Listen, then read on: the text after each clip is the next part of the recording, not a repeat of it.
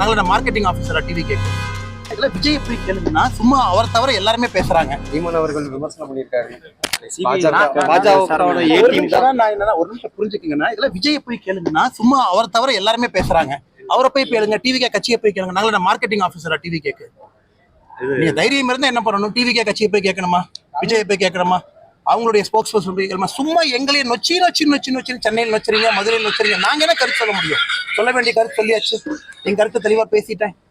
இவன் சொன்னாங்க, அவங்க சொன்னாங்கன்னா நீங்க யார்கிட்ட போய் கேட்கணும்? சம்பந்தப்பட்ட மனிதரை போய் கேட்கணும், சம்பந்தப்பட்ட கட்சியை போய் கேட்கணும்.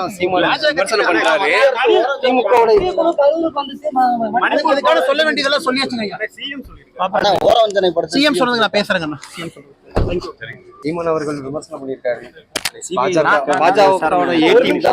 ஒரு நிமிஷம் புரிஞ்சுக்கீங்கன்னா இதுல விஜய் போய் கேளுங்கன்னா சும்மா அவர் தவிர எல்லாருமே பேசுறாங்க. அவரை போய் கேளுங்க, டிவி கட்சியை போய் கேளுங்க. நாங்கள மார்க்கெட்டிங் ஆஃபீஸரா டிவி கேட்கு.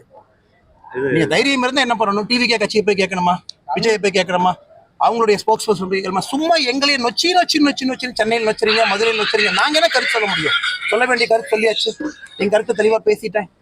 இவன் சொன்னாங்க, அவங்க சொன்னாங்கன்னா நீங்க யார்கிட்ட போய் கேட்கணும்? சம்பந்தப்பட்ட மனிதரை போய் கேட்கணும், சம்பந்தப்பட்ட கட்சியை போய் கேட்கணும்.